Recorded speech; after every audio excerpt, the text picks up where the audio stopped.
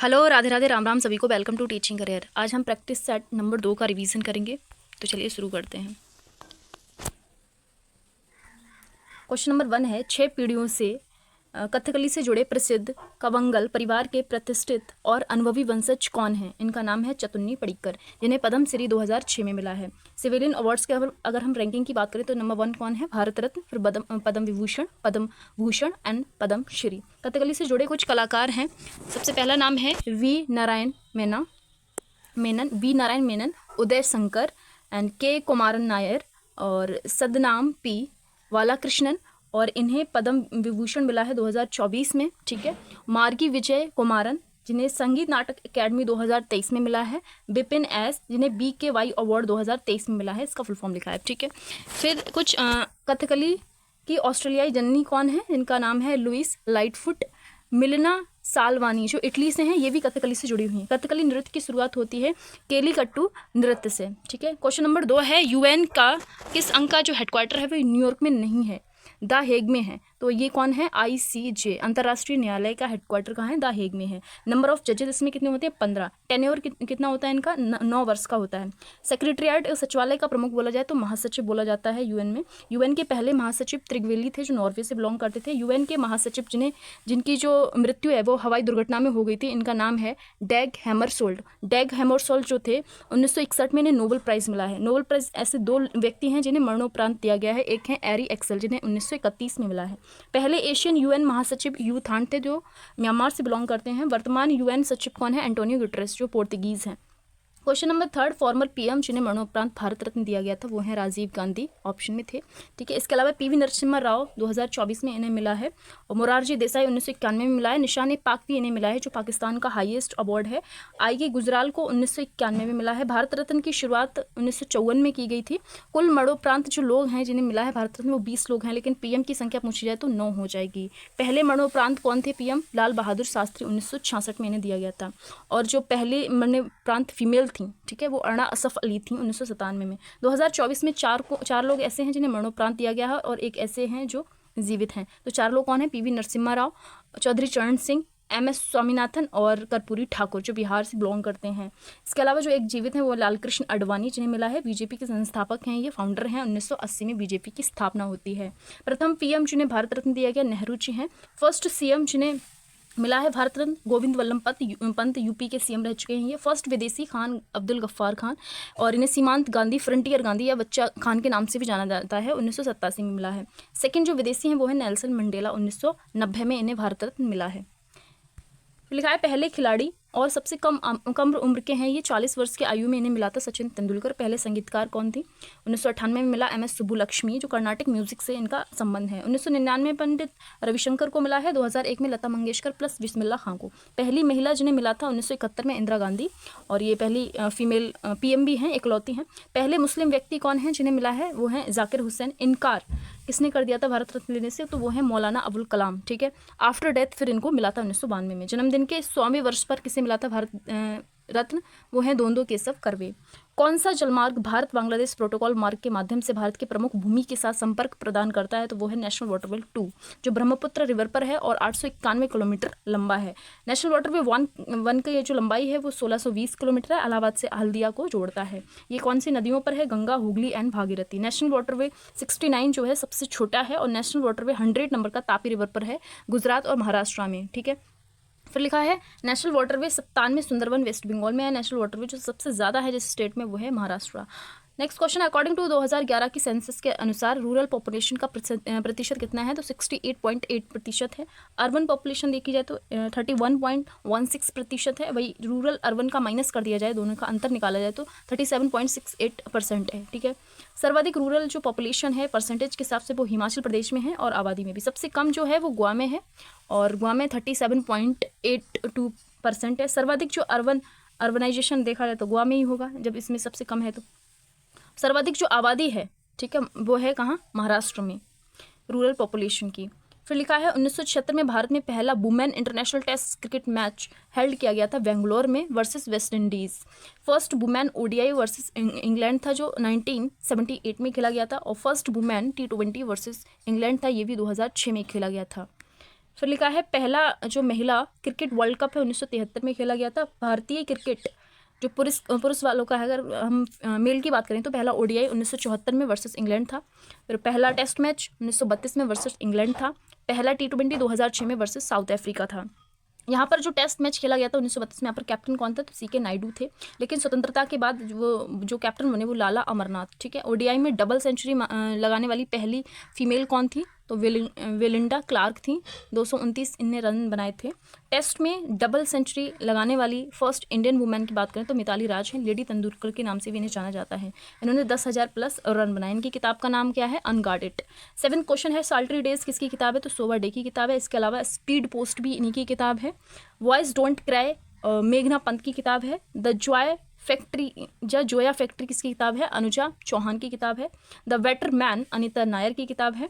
अ life apart Prabha Khaitan की किताब है। Unladylike Radhika Vaz की किताब है। और love at Facebook Nikita Singh की किताब है। और नेक्स्ट है पिंजर अमृता प्रीतम की किताब है। द बेंच मेघना मार्कल की किताब है। लज्जा और फ्रेंच लवर किसकी? तस्लीना नसरीन की किताब है, जो बांग्लादेश से बिलोंग करती हैं। नेक्स्ट क्वेश्चन है भारत की संविधान सभा का गठन जो है वो किस आधार पर किया गया था? तो ये कैबिनेट मिशन के अंतर्गत किया गया था। 24 मार्च 1946 को इंडिया आता है कैबिनेट मिशन और रिपोर्ट अपनी पेश करता है 16 मई 1946 को। पहली बैठक भारत की संविधान की पहली बैठक होती है वो 9 दिसंबर 1946 को। अस्थायी अध्यक्ष चुने जाते हैं सच्चिदानंद सिन्हा। 11 दिसंबर 1946 को स्थायी अध्यक्ष चुने जाते हैं डॉक्टर राजेंद्र प्रसाद। उद्देश्य प्रस्ताव 13 दिसंबर 1946 को नेहरू जी ने पेश किया था। और एक्सेप्ट कब किया गया था इस उद्देश्य प्रस्ताव को? तो 22 जनवरी 1947 को। फिर नेक्स्ट क्वेश्चन है प्रोविंशियल कॉन्स्टिट्यूशन कमेटी हेल्ड किसके द्वारा इसे हेल्ड किया गया था? जो प्रांतीय जो समिति थी सरदार पटेल के द्वारा। इसके अलावा एडवाइजरी कमेटी भी इन्हीं के पास थी। एडवाइजरी कमेटी की 2 उपसमितियां थी, मूल अधिकार और एक अल्पसंख्यक के अधिकार की उपसमिति। मूल अधिकार के जो हेड थे वो थे JB कृपलानी। वहीं अल्पसंख्यक के अधिकार की जो समिति थी उसके हेड कौन थे? HC मुखर्जी। फिर लिखा है जो नियम समिति थी रूल ऑफ प्रोसीजर ये राजेंद्र प्रसाद के पास थी और संचालन समिति भी इन्हीं के पास थी। संघ शक्ति समिति प्लस संघ संविधान समिति नेहरू जी के पास थी। तथार्थ समिति राजेंद्र प्रसाद जी के पास थी। संविधान सभा के जो एडवाइजर थे वो VN राव थे। गैर कांग्रेसी जो सदस्य थे संविधान सभा में वो बाबा साहेब थे, भीमराव अम्बेडकर। क्वेश्चन नंबर 10 है संविधान सभा में कुल महिला संख्या कितनी थी? वो 15 थी। कुल सदस्य 389। प्रांत कितने थे? प्रांतों से 292 सदस्य थे और देशी रियासतों से 93 थे। मुख्य आयुक्त कितने थे? 4। लेकिन भारत विभाजन के बाद 299 सदस्य रह गए। ब्रिटिश प्रांत से 229 थे, देशी रियासत से 70 थे। और महिला संख्या कितनी रह गई थी? 12। 3 कहाँ चली गई थी? पाकिस्तान साइड। फिर लिखा है क्वेश्चन नंबर 11 ड्राफ्टिंग कमेटी जो है 29 अगस्त 1947 को बनाई जाती है। इसके हेड कौन थे? बाबा साहेब थे। 7 सदस्य थे इसमें। संविधान सभा की अंतिम बैठक 24 जनवरी 1950 को होती है। क्वेश्चन नंबर 12 है सूरत में सर्वप्रथम कारखाना कंपनी जो है किसने खोली थी? तो अंग्रेजों ने खोली थी 1613 में। स्थाई जो थी वो सूरत में खोली गई थी। ठीक है, स्थाई कंपनी की बात हो रही है। पहला अस्थाई फैक्ट्री जो है मसूलीपट्टनम में खोली गई थी 1611 में। फ्रेंच का पहला कारखाना कहाँ खोला गया था? 1668 में सूरत में। और डेनिश का जो डेनमार्क थे उनका 1620 में त्रावणकोर में। ठीक है, ईस्ट इंडिया कंपनी को दीवानी दी थी शाह आलम द्वितीय ने, मुगल शासक जो था। नेक्स्ट क्वेश्चन है question number 9 provincial constitution committee को हेड करते थे कौन? सरदार वल्लभ भाई पटेल। सॉरी, एक स्लाइड रिपीट हो गई थी तो यहाँ से देख लेते हैं हम। ईस्ट इंडिया कंपनी को दीवानी शाह आलम द्वितीय ने दी थी। 1717 में दस्तक यानी कि छूट किसने दी थी? तो फर्रुखसियर ने दी थी। प्लासी वॉर होता है 1757 को बंगाल में हुगली नदी के किनारे। यहाँ पर क्या? सिराजुद्दौला वर्सेस क्लाइव होता है। अंग्रेज शासन की यहाँ पर जो है शुरुआत मानी जाती है इसी वॉर से। जीता कौन? क्लाइव जीता था। बक्सर का युद्ध होता है 22 या फिर 23 अक्टूबर को 1764 को बिहार कौन सी नदी के किनारे? गंगा नदी के किनारे। और यहाँ पर Mir Qasim versus Hector Munro होता है जिसमें मुनरो की जीत होती है। मीर कासिम के साथ सिराजुद्दौला भी और शाह आलम 2 भी था। और सिराजुद्दौला अवध का नवाब था। शाह आलम 2 जो था वो मुगल राजा था उस टाइम पर। 12-16 अगस्त को जो है इलाहाबाद की संधि होती है। फिर लिखा है जो 14 नंबर क्वेश्चन है अवध नवाबों की फर्स्ट जो राजधानी थी वो फैजाबाद थी। फैजाबाद से लखनऊ किसने हस्तांतरण की थी? तो आसफ उद्दौला ने की थी। फिर लिखा है अवध का संस्थापक शहादत खां जिसको बुरहान उल मुल्क भी कहते हैं। हैदराबाद संस्थापक कौन है? निजाम उल मुल्क चिनक्लिज खान। कर्नाटक संस्थापक शहादत उल्ला खां। मैसूर जो संस्थापक हैदर अली। भरतपुर संस्थापक चुनावन एन बदन सिंह थे। क्वेश्चन नंबर 15 है कर्नाटिक वॉर के बारे में। कर्नाटिक वॉर होती हैं 3, 1746 से 48, 1749 से 54, 1756 से 63। और ये जो पहली वॉर होती है वो एक्सला चैपेल की संधि से एंड होती है, पौंडुचेरी की संधि से दूसरी वॉर एंड होती है, फिर पेरिस की संधि से थर्ड। और दोस्त अगर हम कुछ भी गलत बोल दें या फिर गलत हमने नोट कर लिया हो मान लीजिए, तो गलती हो जाती है हर किसी से, उसके लिए आप मुझे कॉमेंट करके ज़रूर बताएं कि ये गलती यहाँ पर हो गई है। नेक्स्ट जो है आंग्ल मैसूर वॉर होते हैं, ये भी देखे जाएं तो 3 हैं, ठीक है। 1767 से 69 मद्रास संधि, 1780 से 84 मैंगलोर संधि, 1790 से 92 श्रीरंगपट्टनम, और 1799 में टीपू सुल्तान की डेथ हो जाती है। क्वेश्चन नंबर 16 है क्षेत्रीय आकार के बारे में, राज्य हमारे किस किस मतलब उनका क्षेत्रफल के आधार पर राज्य। तो सबसे पहला है राजस्थान जिसका सबसे बड़ा क्षेत्रफल है, दूसरे नंबर पर एमपी है, तीसरे पे महाराष्ट्र है, चौथे पर यूपी है। सबसे छोटा राज्य गोवा है जिसका जो एरिया है वो 3702 किलोमीटर स्क्वायर है, और सेकंड नंबर पे छोटा कौन आता है, सिक्किम जिसका 7096 किलोमीटर स्क्वायर है, और तीसरे नंबर पे स्मॉल कौन है, तो त्रिपुरा है। 17 नंबर क्वेश्चन है यूटी स्मॉलेस्ट कौन सा है, लक्षद्वीप है जिसका मात्र एरिया है 32 किलोमीटर स्क्वायर, और यूटी जो है लार्जेस्ट कौन सा है, लद्दाख है जिसका एरिया ये है, और सेकंड यूटी जो लार्जेस्ट है वो है जम्मू कश्मीर, और लद्दाख और जम्मू कश्मीर को दोनों को यूटी बनाया गया था 31 अक्टूबर 2019 को। दादरा एंड नगर हवेली को मर्ज कर दिया गया था 26 जनवरी 2020 को। मोस्ट पॉपुलस डेंसिटी सबसे ज़्यादा घनत्व वाली जो यूटी है वो है दिल्ली, ठीक है, और 11,320 व्यक्ति पर किलोमीटर स्क्वायर यहाँ पर रहते हैं। मोस्ट पॉपुलस स्टेट कौन है डेंसिटी में, तो वो बिहार है। लीस्ट डेंसिटी स्टेट कौन है, तो वो अरुणाचल प्रदेश है, यहाँ पर 17 व्यक्ति पर किलोमीटर स्क्वायर में रहते हैं। क्वेश्चन नंबर 18 है बांग्लादेश से सीमा लगाने वाले राज्य, तो मेघालय, त्रिपुरा, मिजोरम, वेस्ट बंगाल। भारत से बांग्लादेश की जो सीमा है वो 4096.7 किलोमीटर है।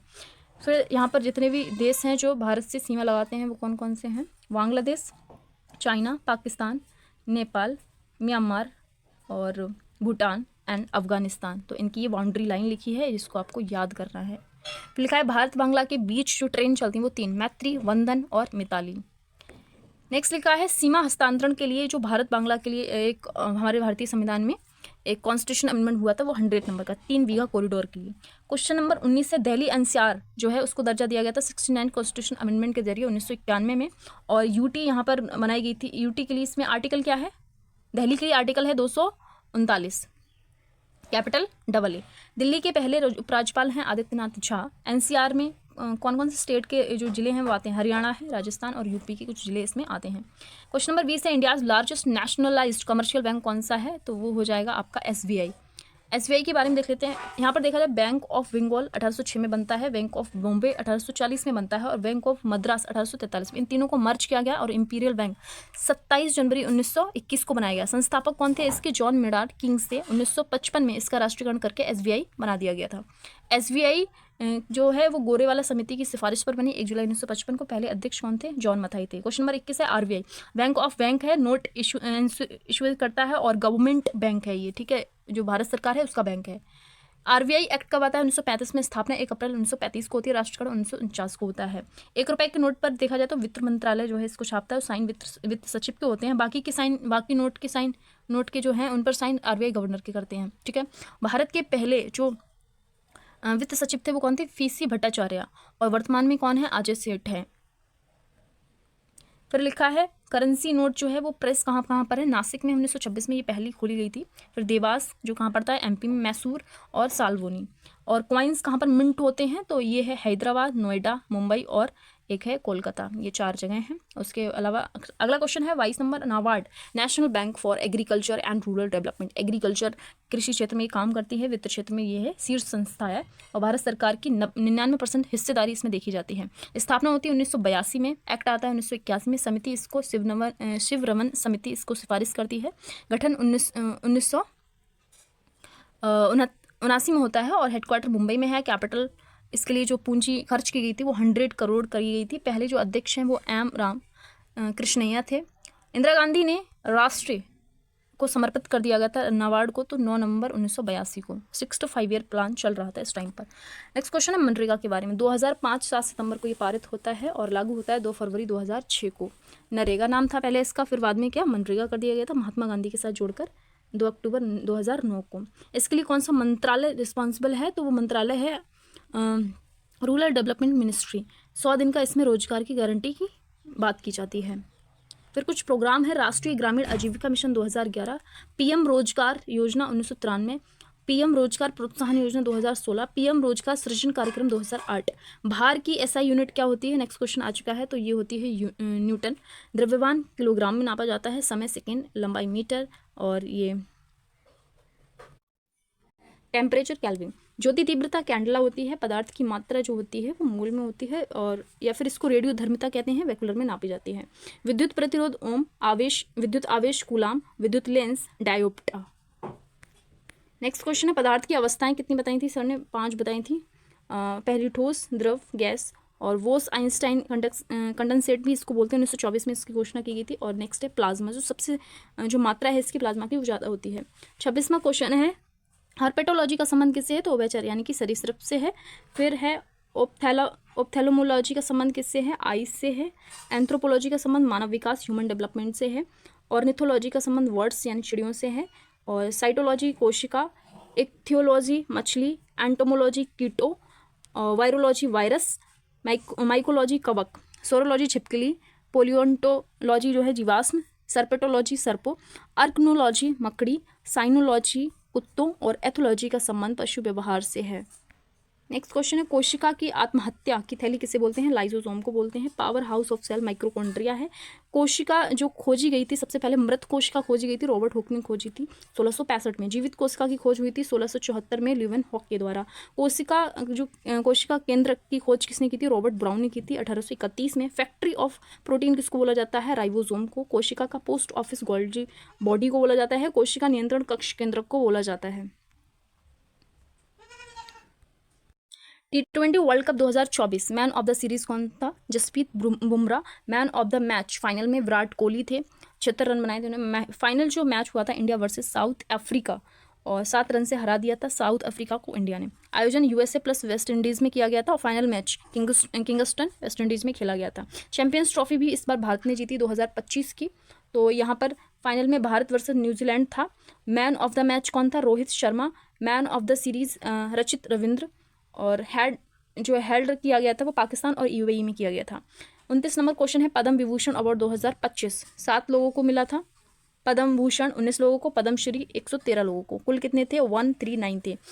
अगर देखा जाए यहाँ पर पद्म विभूषण जो है वो 2 इंपॉर्टेंट नाम बताए सर ने, कुमुदनी लखिया जिनका संबंध कथक से है, शारदा सिन्हा जो छठी मैया के गीत गाती हैं, और इन्हें बोलते हैं बिहार की कोकिला, और इन्हें पद्मश्री 1991 में दिया गया था। इसके अलावा पद्म भूषण जतिन गोस्वामी जो सत्रिया डांस से हैं, शोभना चंद्र कुमार भरतनाट्यम से हैं, पंकज उदास गजल से संबंधित हैं। और यहाँ पर पद्मश्री जो अवार्ड हैं वो दुर्गा चरण को, महावीर को इन्हें दिया गया था, ये गायन से संबंध है। और फिर आर अश्विन को क्रिकेटर हैं, अरिजीत सिंह को जो एक सिंगर हैं, और इनका नाम क्या है, गुरु वायूर दोराई जो मृदंग बजाते हैं, भरत गुप्त जो सितार बजाते हैं, रणेंद्र भानु मजूमदार प्लस तजेंद्र मजूमदार, ये दोनों वांसुरी से इनका संबंध है। नेक्स्ट क्वेश्चन है question number 30, doctor Bhimrao Ambedkar के नाम पर वाइल्ड लाइफ सेंचुरी एक घोषित की है एमपी ने, तो इनके नाम पर एक वाइल्ड लाइफ सेंचुरी जो है वो घोषित की है मध्य प्रदेश में। ठीक है, सीएम कौन है, मोहन यादव हैं, और गवर्नर मंगू भाई पटेल हैं। 107वें नंबर का नेशनल पार्क कौन सा है, तो सिमलीपाल है उड़ीसा में। होमवर्क में क्वेश्चन दिया था, एमपी का पहला राष्ट्रीय उद्यान कौन है, तो वो कान्हा नेशनल पार्क है, 1955 में ये बना था। तो ये थी हमारी क्लास। थैंक्स फॉर वॉचिंग, मिलते हैं नेक्स्ट वीडियो में, बाय बाय।